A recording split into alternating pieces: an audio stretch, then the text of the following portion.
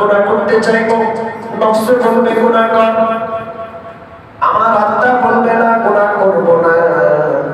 নফসের প্ররোচনার উপর আমার আত্মার বিষয়টা সিদ্ধান্তটা প্রাধান্য থাকবে, ঠিক কিনা? আমি গুনাহ করব না। এমন কেউ আছে সুন্দরী মহিলা সামনে দিয়ে যায়, তাকাইতে মনে না চায়, সবার চায়, কিন্তু আমি আপনি ওই চাওয়ার কাছে হেরে যাই, চাই।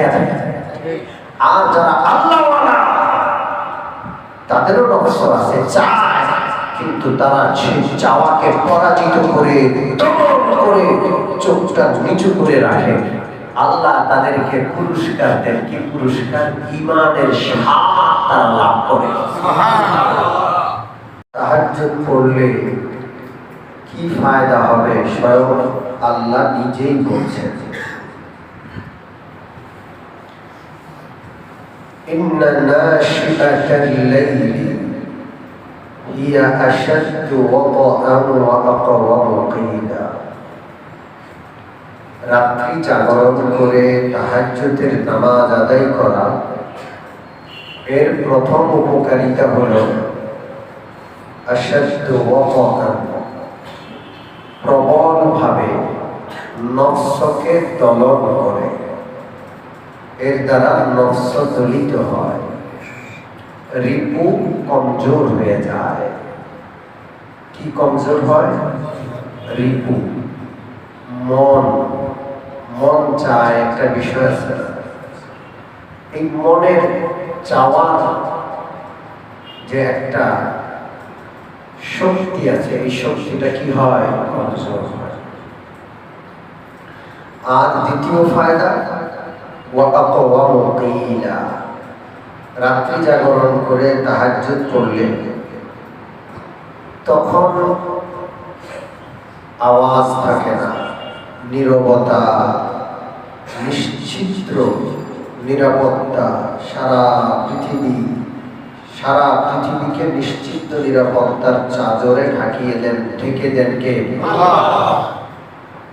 ফলে যেহেতু শোরগোল নাই, অতএব মানুষ যা বলে তা কানে যায়, যা বলে কান দিয়ে দিলে নামে। অন্য সময় আমরা তওবা করি, কিন্তু আমার মুখের তওবাটা আমার দিলে পৌঁছে না। কিন্তু ওই সময় তওবা করলে ওই তওবাটা কোথায় গিয়ে লাগে? মুখের কথার সাথে দিলটা একত্রিত হয়। এই জন্য ওই সময় কেউ যদি পড়াশোনা করে, ওই পড়াটা অন্তরে গেঁথে যায়। আপনারা দেখবেন হিফজখানাগুলো, যেখানে পবিত্র কোরআন মুখস্থ করার একটা সাধনা চলে, আজব সাধনা, কালামে এলাহি মুখস্থ করতে হবে। বেশিরভাগ সেই মুখস্থকারী এরা হলো নাবালেগ। বালেগ না নাবালেগ? ছোট্ট বাচ্চা। এরা যদি ঘরে থাকতো, মায়ের কোলে ঘুমাইতো, মায়ের বুকে মাথা রেখে এরা কি করতো? ঘুমাইত। এই ছোট্ট বাচ্চাগুলোর সাধনা কি? এদেরকে 3:30টায় উঠিয়ে দেওয়া হয়, ঠান্ডা পানি দিয়ে ওযু করে এরা কোরআন শরীফ সামনে নিয়ে যখন ঘুমে থাকার কথা তখন সাধনা করছে, মুখস্থ করার চেষ্টা করছে। ওই সময় অল্প সময় অনেক বেশি পড়া মুখস্থ হয়ে যায়, মনের দুয়ারগুলো খোলা থাকে, নিশ্চিদ্র নিরাপত্তা, আওয়াজ নাই, শোরগোল নাই, সারা পৃথিবী ঘুমন্ত, যা পড়ে তার দিলে অঙ্কিত হয়ে মুখস্থ হয়ে যায়।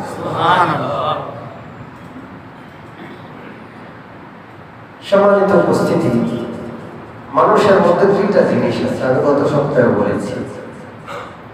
একটা হলো তার আত্মা, আরেকটা হলো নফস। আত্মাটা আল্লাহর নির্দেশনা অনুযায়ী চলে, আর নফসটা শয়তানের নির্দেশনা অনুযায়ী চলে। এই জন্য যত বড় অপরাধী হোক, অন্যায় অপরাধ করতে গেলে সে দোটানায় ভোগে। একবার চিন্তা করে করব, আরেকবার বলে যে না, করেই ফেলি। এই যে চিন্তা করে করব, এটা তার রোগ, তার আত্মা তাকে ভাবায় যে অন্যায় কাজটা ঠিক না,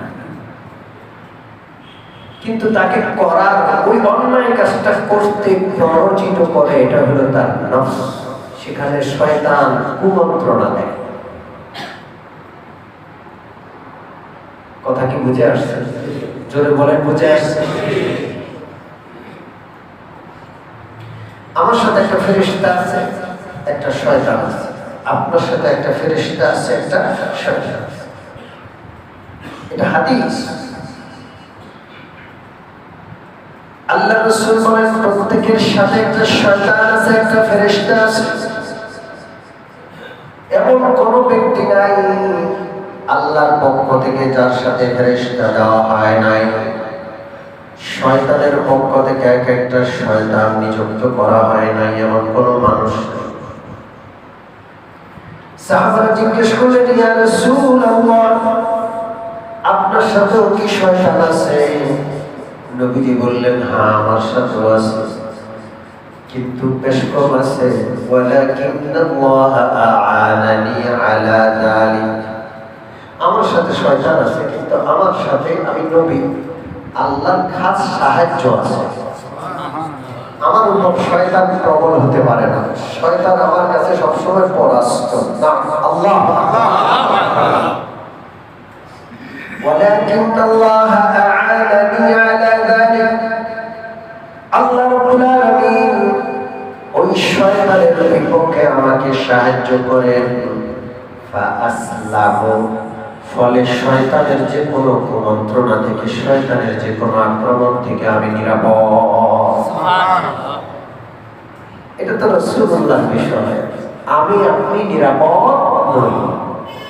কথা কি মনে থাকবে? আমি আপনি কি নই? সবসময় সতর্ক থাকতে হবে।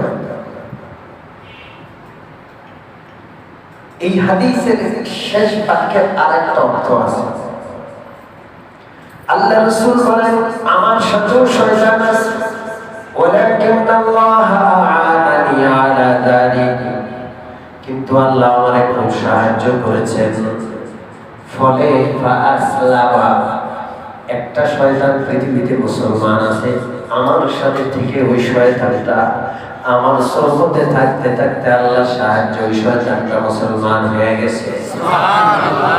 তাই একটা শয়তান মুসলমান আছে, ঠিক কি ঠিক না? রাসূলুল্লাহর সোহবতে থেকে ওই শয়তানটা কি হয়ে গেছে? মুসলমান হয়ে গেছে। কিন্তু আমার আপনার শয়তান কি মুসলমান? ওইটা কাটটা কাফের। যে যত বড় জ্ঞানী, তার শয়তানের চেয়ে আরেকটু বেশি জ্ঞানী।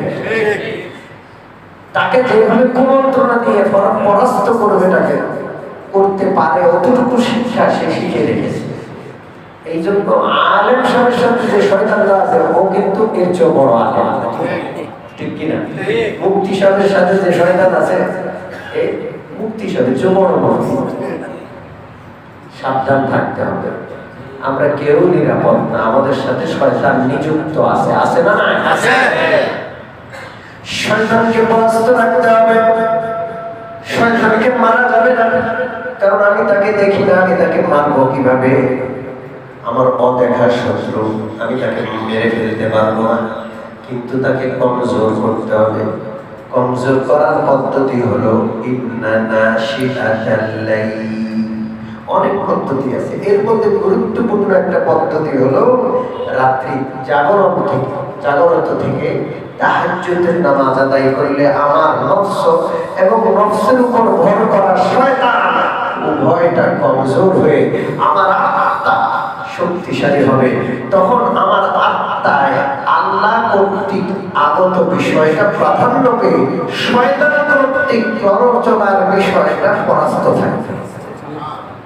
আমি গুনাহ করতে চাইব, নফস বলবে গুনাহ কর, আমার আত্মা বলবে না গুনাহ করব না। নফসের প্ররোচনার উপর আমার আত্মার বিষয়টা, সিদ্ধান্তটা প্রাধান্য থাকবে, ঠিক কিনা? আমি গুনাহ করব না। এমন কেউ আছে, সুন্দরী মহিলা সামনে দিয়ে যায়, তাকাইতে মনে না চায়, সবার চায়, কিন্তু আমি আপনি ওই চাওয়ার কাছে হেরে যাই, চাই আছে। আর যারা আল্লাহওয়ালা, তাদেরও নফস আছে, চায়, কিন্তু তারা সেই চাওয়াকে পরাজিত করে দমন করে চোখটা নিচু করে রাখে। আল্লাহ তাদেরকে পুরস্কার দেন, কি পুরস্কার? ঈমানের স্বাদ তারা লাভ করে।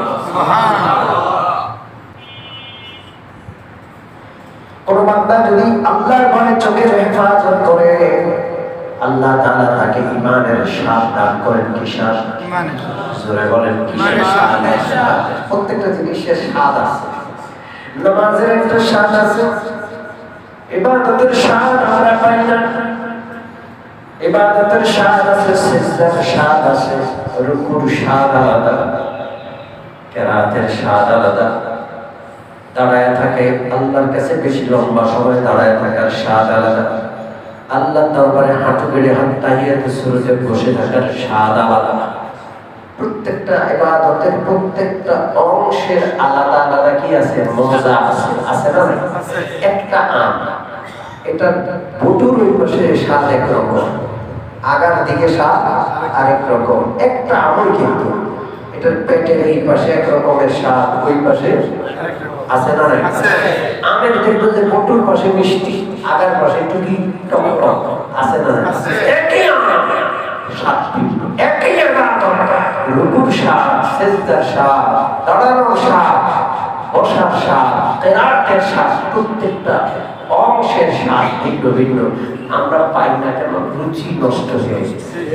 গুনাহ করতে করতে স্বাদ বুঝা রুচি কি হয়ে গেছে? আল্লাহ ওয়ালারা স্বাদ পায়, আল্লাহ ওয়ালারা স্বাদ পায়।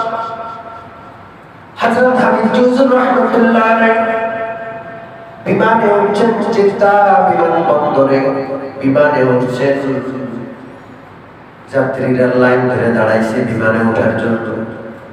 এই যে লাইনটা শেষ হইতে 2-4 মিনিট সময় লাগবে, হাবিব হুজুরের হ্যান্ড ব্যাগে সবসময় মসল্লা থাকতো। এই 2-3 মিনিট সময়ের জন্য প্লেনের ছায়ার নিচে উনি নামাজে দাঁড়ায় গেছে।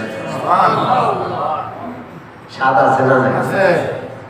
দুনিয়া একদিকে উনি যখন নামাজে দাঁড়াইছেন কিয়ামত হয়ে গেল, উনি আর জানে না, বুঝে না, বলতে পারে না, এত মজা তিনি ডুবে যান। বাংলাদেশ থেকে হাল করে ঢাকা বিমানবন্দর থেকে বিমানে উঠেছেন, ইহরাম করার পর কোরআন শরীফ শুরু করেছেন। 6-7 ঘন্টা বিমানে অবস্থান করার পর জিদ্দা যখন নেমেছেন, তখন এক কদম কোরআন শরীফ পাঠ করা শেষ হয়ে গেছে। মজা আছে না? আমি আপনি প্রত্যেকদিন কোরআন শরীফে বসার তৌফিক হয় না, এমনও বান্দা আছে মাসেও একবার ধরার তৌফিক হয় না, এমনও বান্দা আছে বছরে একদিন কোরআন শরীফে বসি না। আছে না?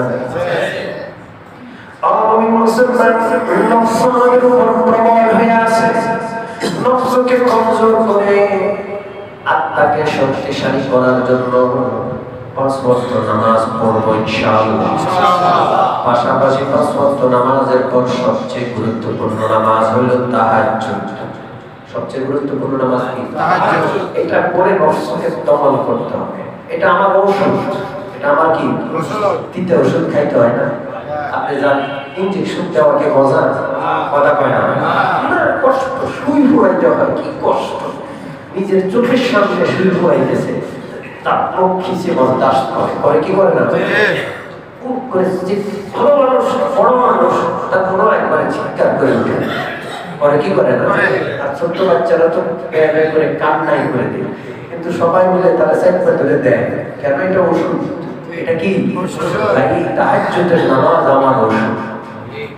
আমি নফস নামক আমার দুশমনকে, শয়তান নামক দুশমনকে পরাস্ত করার জন্য এই ঔষধ সেবন করব, রাত থেকে তাহাজ্জুদ পড়ব ইনশাআল্লাহ। রাজি আছি ইনশাআল্লাহ।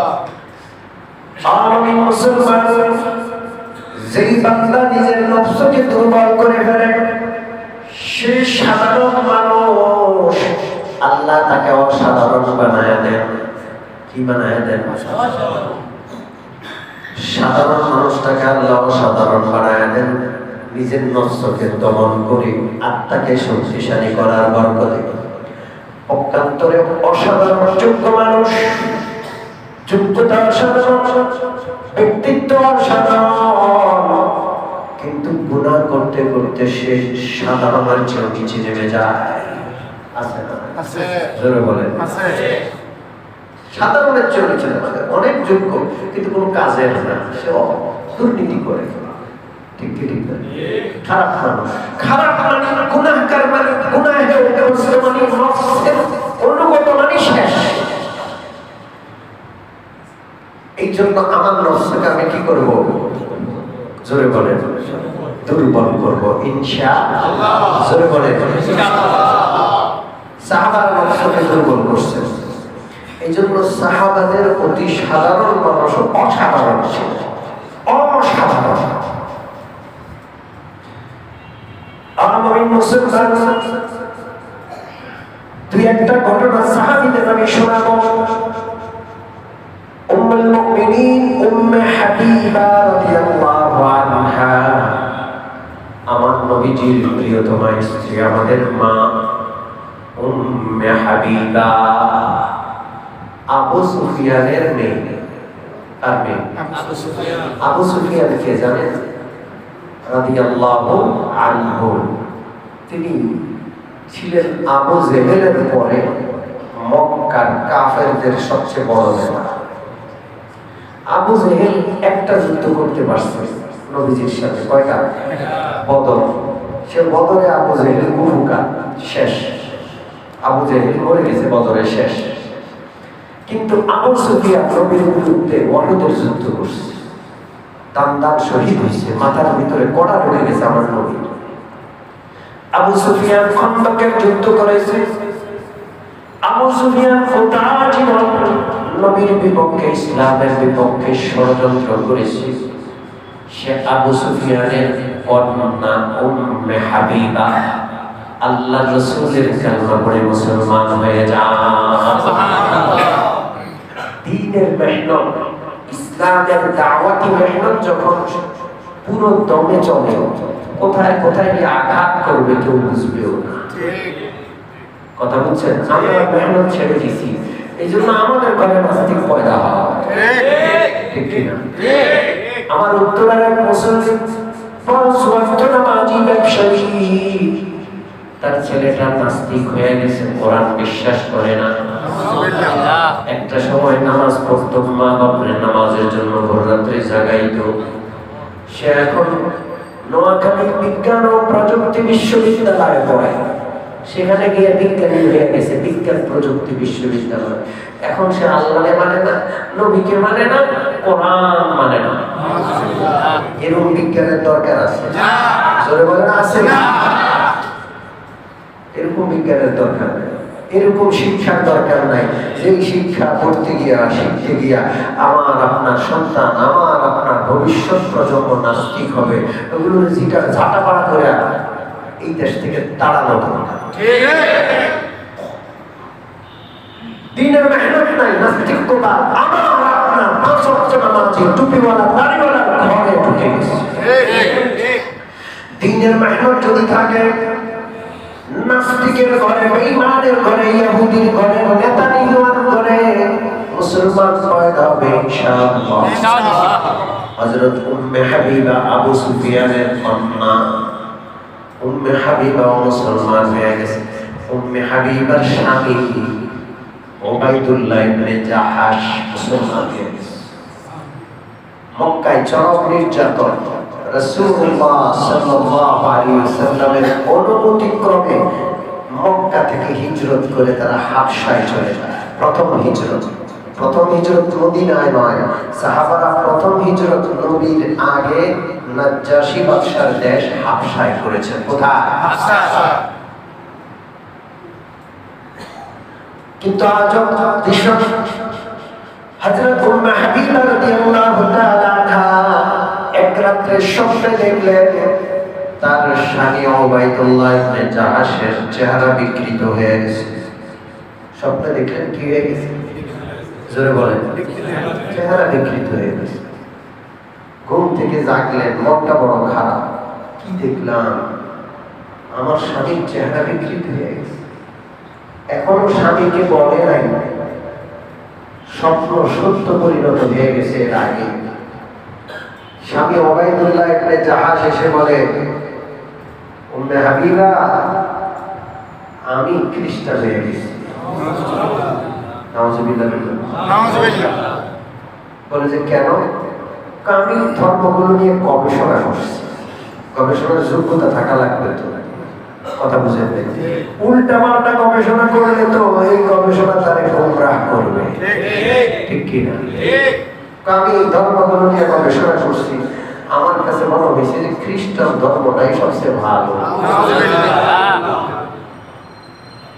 উম্মে হাবিবা বললেন আমি এইমাত্র সত্য দেখলাম। আপনার এই বিষয়টা আমার সামনে আসার আগে আল্লাহ আমারে ঘুমে দেখাইয়া দিয়েছেন। আমি দেখছি আপনার চেহারা বিকৃত হয়ে গেছে। কহ আমি খ্রিস্টান হয়ে গেছি। বলেন মা বাবা থেকে দূরে উম্মে হাবিবা নিজের মাতৃভূমি থেকে কত দূরে, কেউ নাই, স্বামী আছে সাথে, আর ওই দুর্ভাগা স্বামী কি হয়ে গেছে? আর রাত দিন মদ খায়, কি খায়? মদ খাইতে খাইতে মরে গেছে, দুষ্ট। মদ খাইতে খাইতে উম্মে হাবিবা বড় অসহায়, একা হয়ে গেল, কেউ নাই। এই দূর দেশে আসছে ইসলাম ইমানের হেফাজতের জন্য, স্বামীকে নিয়ে সফর করছে, স্বামী নাই, এখন বিধবা, কে আছে? আর কেউ নাই।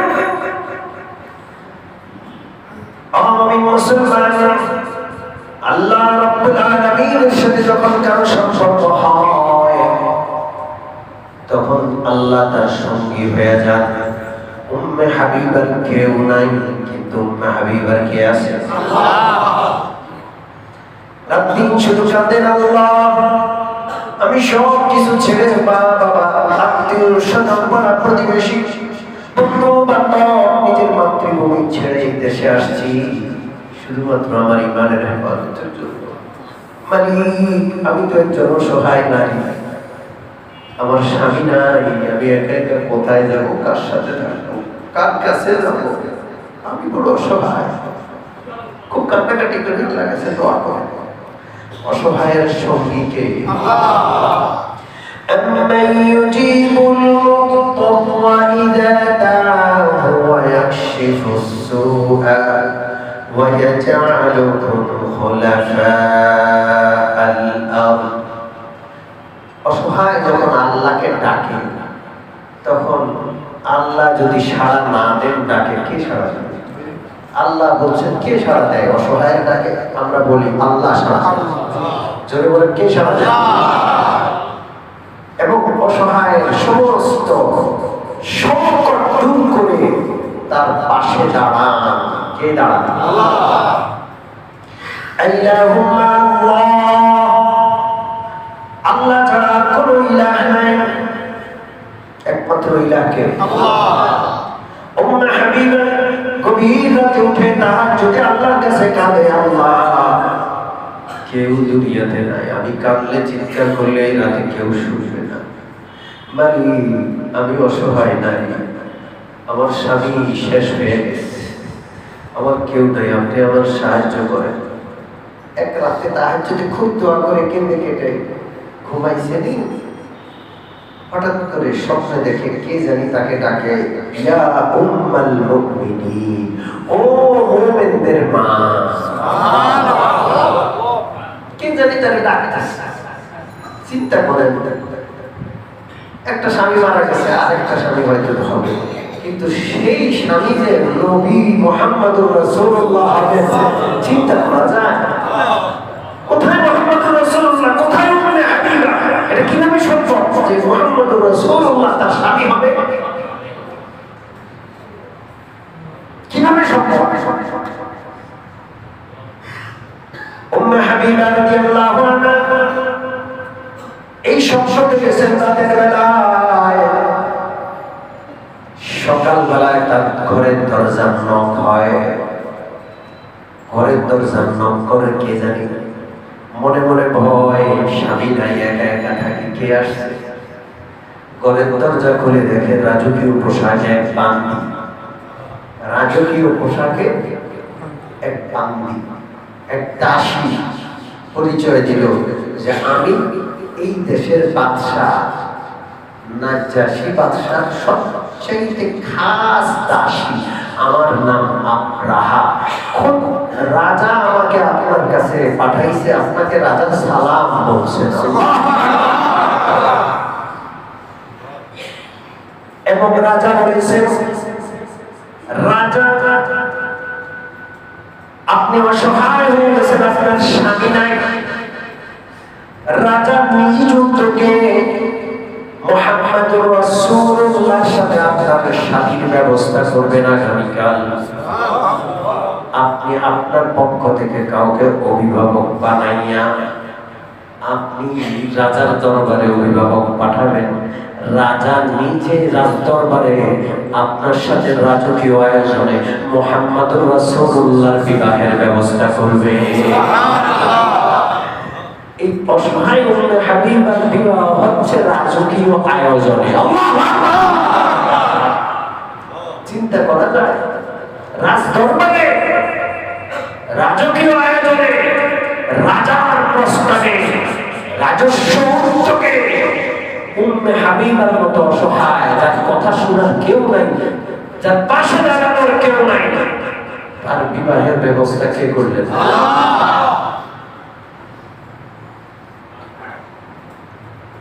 অসহায় মানুষ যখন চিন্তার বাহিরে সুসংবাদ শুনলেন, চোখের পানি ধরে রাখতে পারলেন না, আবেগের অতিশয্যা আল্লাহ দরবারে সিজদায় উঠে পড়লেন, আল্লাহ আল্লাহ আপনি কত বড়, আমাদের চিন্তার চেয়েও আপনি বড়, আপনার ক্ষমতা আমাদের চিন্তার চেয়েও বেশি। সিজদা থেকে উঠে তিনি নিয়ত করলেন, তার দেহে যত গহনা আছে সমস্ত গহনা এই দাসী, যে দাসী এত বড় সুসংবাদ নিয়ে আসছে তাকে দান করে দিবেন। আল্লাহ আল্লাহ, কান, নাক, গলা, হাত, পায়ে যত কিছু আছে সমস্ত গহনাগুলো এই দাসীকে কি করে দিবেন?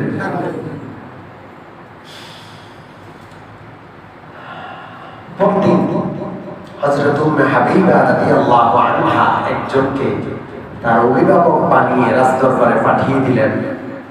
খোদ নাজ্জাশী বাদশাহ রাজকীয় আয়োজনে সউদ্যোগে সম্প্রণোদিত হয়ে মুহাম্মদুর রাসূলুল্লাহ সাল্লাল্লাহু আলাইহি ওয়াসাল্লামের বিবাহ পড়িয়ে দিলেন রাজদরবারে। আল্লাহ নিজে মহর ধার্য করলেন এবং নিজের পক্ষ থেকে 400 দিনার মুহাম্মদুর রাসূলুল্লাহর পক্ষ হইয়া উম্মে হাবিবার কাছে মোহর পাঠায়া দিলেন। যে উম্মে হাবিবা তো গরীব, 1 টাকাও নাই, 1 পয়সাও নাই, স্বামীটা দুর্ভাগা কাফের হইয়া মোরতাদ হইয়া মদ খাইয়া মরে গেছে। ওই উম্মে হাবিবার সম্পদ এখন 400 দিনার। নবীজির সিরাতে লেখে, নবীজির যতজন বিবি ছিলেন সবচাইতে বেশি মোহর ছিল এই উম্মে হাবিবা। আল্লাহু আকবার, সবচেয়ে বেশি মোহর কার? 400 দিনার, 400 স্বর্ণ মুদ্রা। হযরত উম্মে হাবিবা রাদিয়াল্লাহু আনহার কাছে মোহরের অর্থ নিয়ে যখন দাসী আব্রাহা নাজ্জাশী বাদশার পক্ষ থেকে রাজকীয় হাদিয়ার মতো করে পেশ করলেন, উম্মে হাবিবা তার নাক, তার কান, তার হাত, তার গলা থেকে সমস্ত মোহর, সমস্ত অলংকার গুলো খুলে সুন্দর করে একটা রেশমের রুমালে রেখে আব্রাহা সামনে পেশ করলেন। আপনি এটা নিয়ে যান, আমি নিয়ত করছি আপনাকে দিব। আব্রাহা সেটা গ্রহণ করলেন না, উম্মে হাবিবা জোর করে দিয়ে দিলেন। আব্রাহা সেটা নিয়ে যখন রাজদরবারে গেছে, নাজ্জাশী যখন শুনলেন, নাজ্জাশী বললেন, না এটা তুমি নিও না, এর চেয়ে বেশি আমি তোমাকে দিব, তুমি এটা ফেরত দিয়ে আসো। আর উম্মে হাবিবা যখন এখন আমাদের মা হয়ে গেছে, গোটা উম্মতের, জোরে বলেন, আব্রাহা বাদশাহ, নাজ্জাশী বাদশাহ বলেন, যেহেতু উনি আমাদের মা, আমি ওনার সন্তান বাদশাহ, তাহলে আমার পক্ষ থেকেও তো তার উপঢৌকন দরকার। তিনি ওই অলঙ্কার ফেরত দিতে বললেন এবং বিশাল হাদিয়া উপঢৌকন রাজকীয় ভাবে আবার পাঠাইলেন। সুবহানাল্লাহ। যার কিচ্ছু নেই তার কে আছেন? যার আল্লাহ আছে তার সব আছে।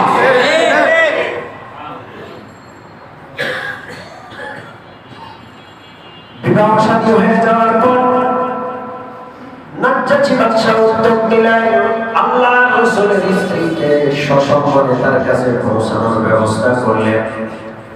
বিশাল বড় বাহিনীর মাধ্যমে রাজকীয় নিরাপত্তা বজায় রেখে সুদূর হাবশা থেকে বিশাল উপঢৌকন হাদিয়া সহ উম্মুল মুমিনিন উম্মে হাবিবাকে নাজ্জাশী বাদশা সরাসরি মদিনায় পাঠাইলেন। নিজের সালামটা দেওয়ার জন্য বললেন, ওগো মা, নবীজির কাছে আমার সালামটা পৌঁছে দাও। আব্রাহা দাসী সেও খুব সুন্দর করে বিদায় দিল এবং তার পক্ষ থেকেও নবীজিকে সালাম পৌঁছানোর কথা বলল। হযরত উম্মে হাবিবা মদিনায় আসলেন। নবী রাহমাতুল লিল আলামিন আব্রাহা বাদশার পক্ষ থেকে এই শাদীকে কবুল করলেন। উম্মে হাবিবাকে সসম্মানে ঘরে তুললেন, উম্মুল মুমিনিনের মর্যাদা দিলেন। তিনি তার পক্ষ থেকে অন্যদের পক্ষ থেকে যে সালাম সব গ্রহণ করলেন, হাসি মুখে তাদের জন্য বরকতের রহমতের দোয়া করলেন। আমি বলছিলাম তাহাজ্জুদ এমন একটা আমল, সাধারণকে অসাধারণ বানায়, অসহায়কে বিশাল সহায় মালিক বানায় দেন কে? আল্লাহ। উম্মে হাবিবার কেউ নাই, কিচ্ছু নাই, পরদেশে অসহায় স্বামী চলে গেছে, মুরতাদ হয়ে কাফের হয়ে মক্কে হয়ে গেছে, কেউ নাই, আর উনি উম্মুল মুমিনিন হয়ে গেছে। কোথায় উম্মে হাবিবা, কোথায় মুহাম্মদুর রাসূলুল্লাহ, আর কোথায় রাজকীয় আয়োজনে বিবাহ? আল্লাহ। এই হলো তাহাজ্জুদ, এই হলো তাহাজ্জুদ। এই তাহাজ্জুদ পড়তে রাজি আছি ইনশাআল্লাহ। যারা বলেন রাজি আছি ইনশাআল্লাহ। রাতে আগে আগে ঘুমিয়ে যাব, এশার নামাজের পরে কোনো কথা নাই, এশার নামাজের পরে কোনো কথা নাই, তাড়াতাড়ি ঘুমিয়ে যাব।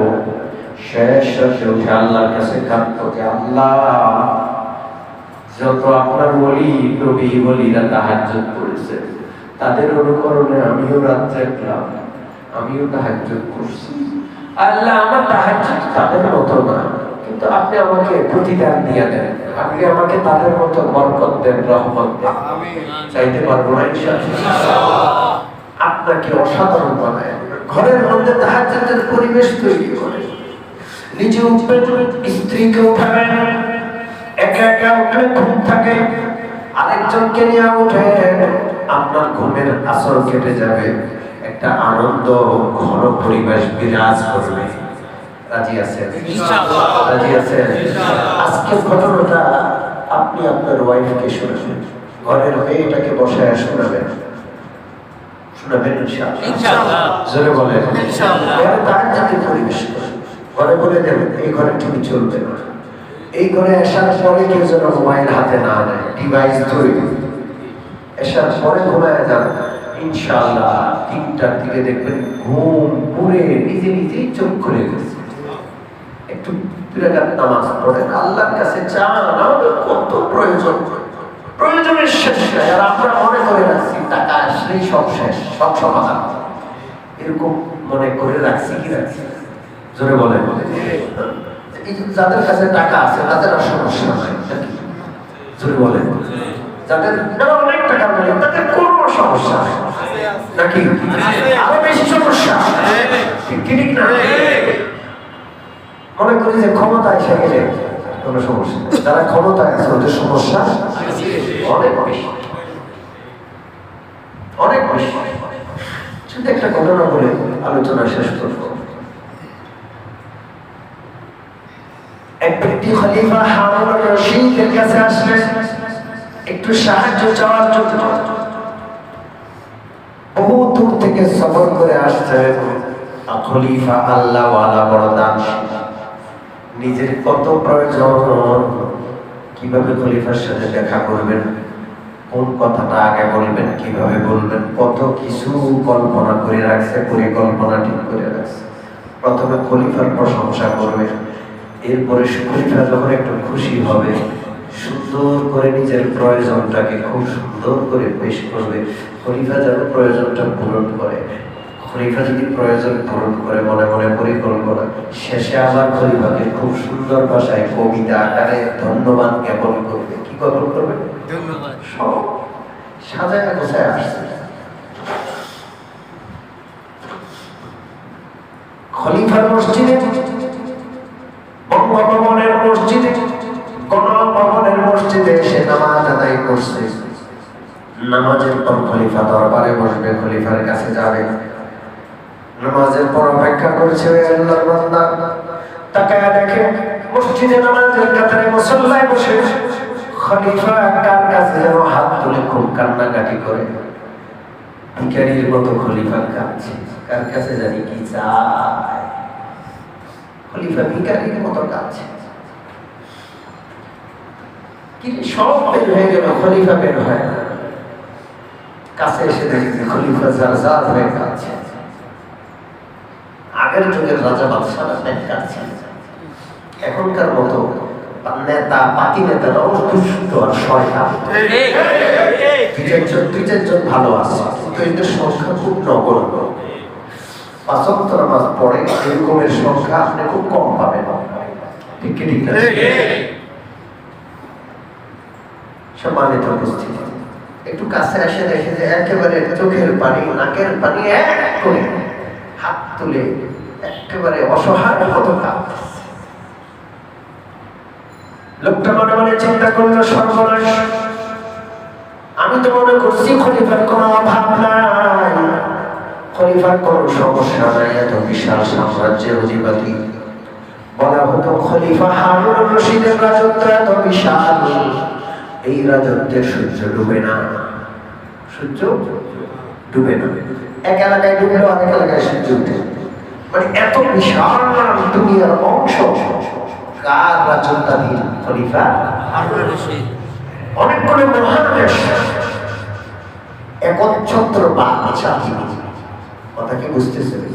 সূর্য ডুবে না কোথাও, অর্থাৎ পুরো এলাকায় সূর্য ডুবে না। এক জায়গায় একটু রাত হয়ে গেল, আরেক জায়গায় কি আছে?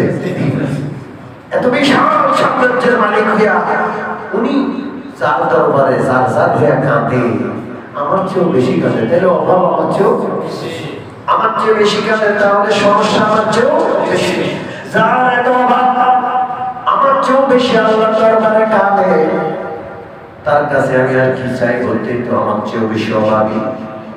যার কাছে তিনি চান বাদশা, যার কাছে চান তিনি তো বড় বাদশা। ওই আল্লাহর কাছে আমি চাইবো, আমি এই বাদশার কাছে চাইবো না। মসজিদ থেকে তিনি ফেরত চলে আসছেন যে না, আমি তার কাছে চাইবো, আমি চাইবো কার কাছে? আল্লাহ। এই জন্যই চিন্তা পাল্টাইতে হবে যে টাকা আসলে সমাধান হয়ে যাবে, ওই বাড়িটা পাওয়া গেলে সমাধান হয়ে যাবে, ওই নেতা হইলে সমাধান হয়ে যাবে না। সমাধান করবেন কে?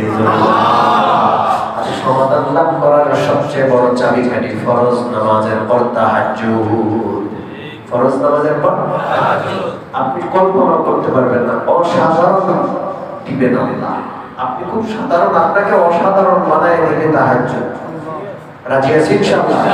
আমরা আমাদের আত্মাকে শক্তিশালী করবো, নফসকে কি করবো? দমন করবো ইনশাআল্লাহ।